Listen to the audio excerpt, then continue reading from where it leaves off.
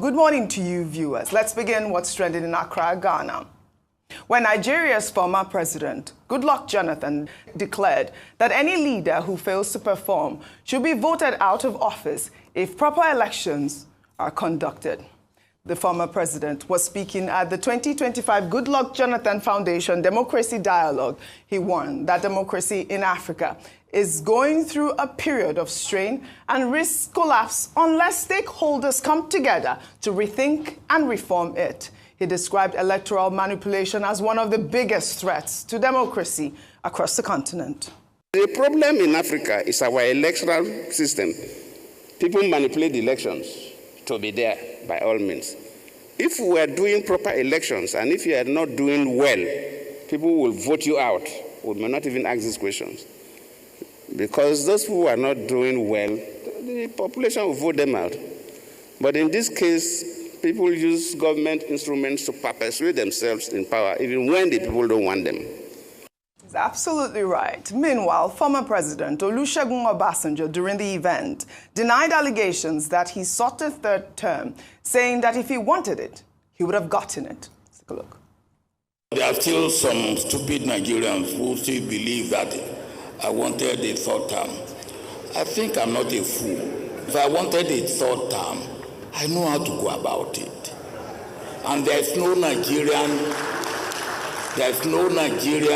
dead or alive, that will say, I called him, I told him I wanted a third term. None. And I keep telling them that, look, if I wanted to get debt relief, which is more difficult than getting a third term, and I got it. If I wanted a third time, I would have got it. But some people believe that unless they are there, nobody else. They will even tell you that they haven't got anybody else. And I believe that that is a sin against God. Wow. Let me take some reactions. This person wrote on X, "It's comments like this that really makes one wonder. Obasanjo is telling us to our face that the entire institution of state could not stop his personal whim, even when it violated the Constitution. Does he imply that even the incumbent can attain that goal if he wants it?" I mean, that's a pertinent question because I saw Rufai saying something about Tinubu wants to remain in power. Let me take another tweet. This person wrote on X, "I saw a post about Obasanjo talking about his third-term bid and saying he'll have gotten it if he wanted. But I remember 2006 differently. The infamous third-term agenda was put before the National Assembly as part of a constitutional amendment to extend presidential and gubernatorial terms for 2 to 3. When it came up in the Senate under Ken Nnamani's leadership, the proposal was flatly rejected. Civil society groups, religious leaders, student unions, and ordinary Nigerians had already reasoned against it. The fear was clear. A third term could drag Nigeria back into sit-tight dictatorship and block the principle of power rotation. Even Obasanjo's close allies abandoned him when they saw the tide.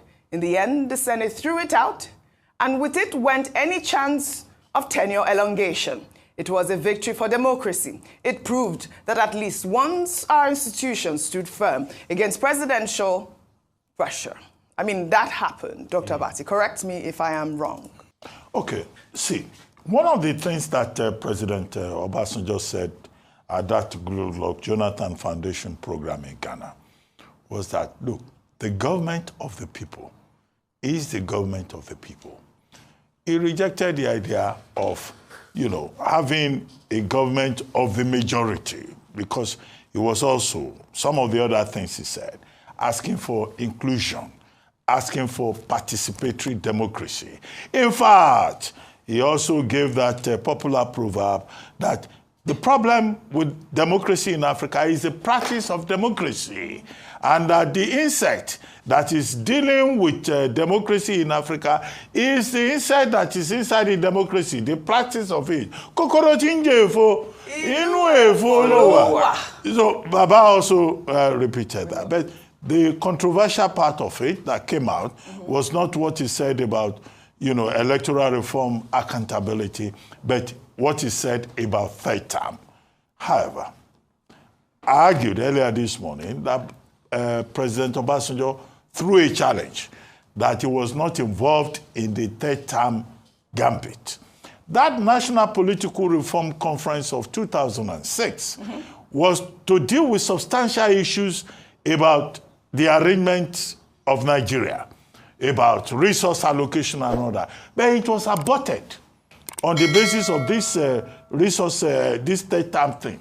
In fact, the South-South caucus walked out of that conference, and that conference died, despite the fact that it was not backed by any legislation, any legal framework. However, now he says he was not part of it, so maybe it was a case of proxies. But one person has already come out to say Baba was involved in the third term, Dr. Usman Bugaje, who was on this program this morning. And he says he has evidence. So he has taken up President Obasanjo's challenge to say that no, President Obasanjo was involved in it. And I reminded Dr. Bugaje that he should wait for President Obasanjo's response. That evidence that he has, he will have to provide it. However, what is important is the role of the people in all of this. One of the gentlemen that you quoted said the people of Nigeria resisted it. And I think, to go back to the point about democracy being about the people, if the people don't want something, they will say they don't want it. And I recall that whether it was by proxy or by official sanctioning, Nigerian people rose and spoke in unison, media, civil society, that we don't want third term. Nigeria is not Rwanda. Nigeria is not Eritrea. Nigeria is not Uganda. Nigeria is not, I think, Zimbabwe. You people also try something in Zimbabwe. Nigeria is not all of these countries. Mugabe did indefinite term. Is it indefinite? We currently have two terms, all these but they're African lobbying countries for a third. where they review the constitution to extend limits. Correct. The most recent one is Chad. The Nigerian people say we want democracy. So this summon of that democracy dialogue in Accra, whether it was President Obasanjo or it was the guest lecturer, Bishop Kuka, or it was President Jonathan himself, or President Mahama, or Dr. Toure of the ECOWAS Commission, is that democracy must work in Africa. Fantastic. Democracy is in retreat. The voice of the people must be heard. Electoral reforms must be allowed. And we, the people, must be the one who determine what our future will be. So in 2027, I hope people are listening. Because this is not just talk shop. It's about people listening and taking action. We thank God that tenure elongation did not happen in Nigeria. It must not happen here. It must not happen at all. I was speaking about the speakers at that lecture, the Bishop of Sokoto Diocese, Matthew Hassan Kuka, in his remarks during the Goodluck Jonathan Democracy Dialogue, advised Nigerians not to be deceived by what seems like quarrels between politicians. He explained that these feuds always end behind closed doors, where the politicians close ranks to share the nation's wealth. Let's take a look. It's not so much the quarrels that politicians engage in. In fact, many ordinary Nigerians, including myself, continue to encourage our people. Please, when you see these politicians fighting, even if they are throwing chairs among themselves in parliament, don't kill yourself, because they will still close the door and distribute the money of state among themselves. In that area, there is no fight. So very often, many of us jump into thinking that, these politicians don't like themselves. No, they like themselves. Even armed robbers have common interests. So let's measure our enthusiasm, because very often we think that democracy is about to fall because our people are always fighting. Armed robbers have common interests. You know how we say it? Don't die in their war. Rufai, on Rufai. You see me, I like empirical wavulence. I'm a wavulence person. Baba Obasanjo, he said he didn't want to. Baba, now this country we did, you want time, God did not give you. That's just it. Because there were many contending factors then. You forget he was fighting Atiku Abubakar then. one of the biggest problems then was that he had too many people he was fighting. And that's why some people in his own party stood against him. Let me read an excerpt of an empirical interview done by Farouk Aliyu. You have empirical facts? Oh, yes, from Vanguard newspaper, 2009. They asked him, were you part of those bribed for third term? He said, no, I'm not part of those. But he further said, supporters of the project were paid a minimum of 50 million each. Some were offered 250 million. I know Honorable Ningi was with us. I was offered 400 million. And Speaker Milu Bello Masari 500 million. All the money was in cash, not in check, to support third-term agenda, but they all refused to collect the money. So, the way President Obasanjo is saying it, it's almost like somebody is trying to review history, like tell us what we did not know happened. It's revisionism, Baba. We respect you for what you have done for this country, but let's not revise history in our face. You wanted third term now, and he's saying if you wanted it. And how does debt relief have to do with third term? Please, President Obasanjo, with due respect, for the fact that you got debt relief, doesn't have anything to do with third term. That if you could got debt relief, you'll have gotten third term. There was a global zeitgeist to forgive Africa and other nations that were debt-ridden their debts at that point in time.